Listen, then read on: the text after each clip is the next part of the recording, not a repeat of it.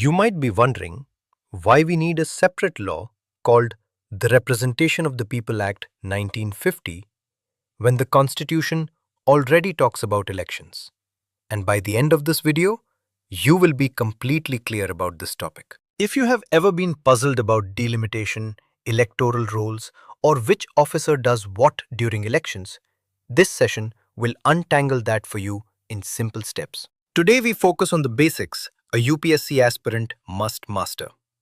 The background of RPA 1950, its key provisions, the roles of election officials, and a few exam-ready insights. And towards the end, we will understand a key idea that most UPSC aspirants miss about how delimitation and representation link to census data. Start with the big picture.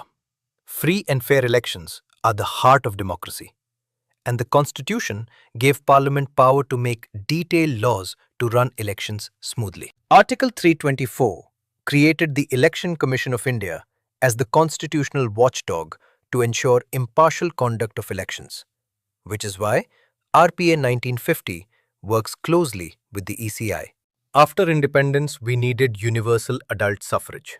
So the law had to settle practical issues like who votes where, how many seats each state gets, and how to draw constituency boundaries. Think of delimitation as drawing a political map, and electoral rolls as the attendance register for every constituency.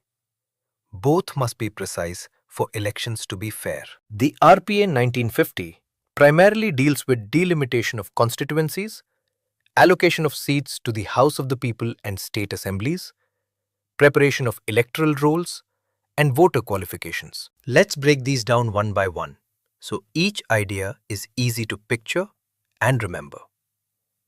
Delimitation gives the president power to amend orders that set constituency boundaries, but only after consulting the ECI. So the Commission and the ECI act like cartographers checking each other's work. In the Lok Sabha, there are reserved seats for scheduled castes and scheduled tribes, and the ECI decides which constituencies are reserved for STs in certain northeastern states. The Delimitation Commission is formed after a census under Article 82 and a Delimitation Act, and it redraws boundaries based on population figures, much like redrawing school zones when a town grows. Important exam detail. The present delimitation is based on 2001 census figures under the Delimitation Act 2002, and the Constitution was amended so delimitation is frozen until the first census after 2026. Allocation of seats tries to give each state representation in the Lok Sabha roughly in proportion to population. So larger states get more MPs as per the schedule in the Act. Now imagine the electoral roll as the master list that tells who can vote in each polling booth. And RPA 1950 sets out who can be registered in that list. The Act allows registration of people who are ordinarily resident in a constituency, plus service voters like armed forces personnel posted away from home and certain government officers declared by the President in consultation with the ECI. A small but important point for answers. The law currently uses the term wife, but proposals exist to make it gender neutral by replacing wife with spouse for service voter rules. On administration, each state has a chief electoral officer designated by the ECI to supervise election work, and the CEO works with district election officers who handle ground implementation.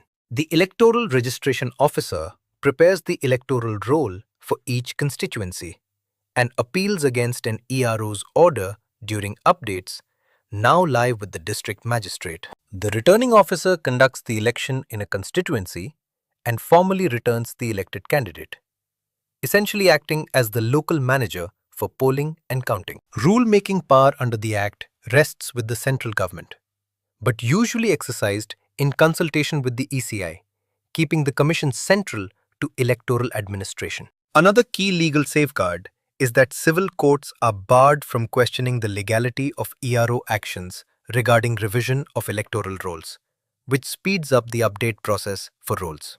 A practical update to recall. In 2010, voting rights were extended to Indian citizens living abroad, a change that marks how electoral law adapts to new realities. The RPA 1950 also contains schedules that candidates and teachers of polity should remember. First schedule deals with allocation of seats in the House of the People. The second schedule states the total number of seats in the legislative assemblies. The third schedule covers allocation in legislative councils where they exist. And the fourth schedule lists local authorities relevant to council elections. For UPSC preparation, keep in mind that questions often link RPA provisions with constitutional articles like Article 324 and Article 82, and they test both function and constitutional basis. Use simple analogies and answers. Delimitation equals map drawing. Electoral rolls equal attendance lists. And the ECI equals the referee ensuring fair play in elections. Before we close, let's quickly recap the essentials you must remember for prelims and mains. RPA 1950 covers delimitation, seat allocation, voter registration and qualifications, and sets out the roles of CEO, DEO, ERO, and RO in election administration. The Delimitation Commission redraws boundaries after each census, but the current freeze holds till the first census after 2026, and the present basis is the 2001 census under Delimitation Act 2002. Remember the constitutional anchors. Article 324 establishes the ECI.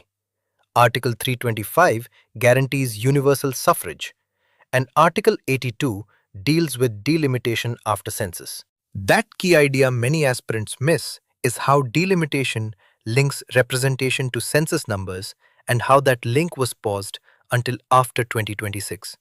A neat point to add in your mains answers. If you can explain delimitation with the census link and name the main officials who run the machinery, you have covered the core of RPA 1950 for UPSC.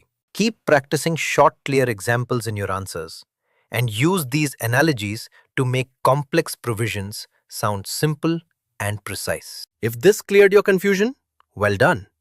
And if you still have doubts, pause and re-listen to the sections on delimitation and electoral rolls for clarity. Thank you for staying with this explanation. And remember that mastering these basics will make your polity answers sharper and more confident in the exam hall.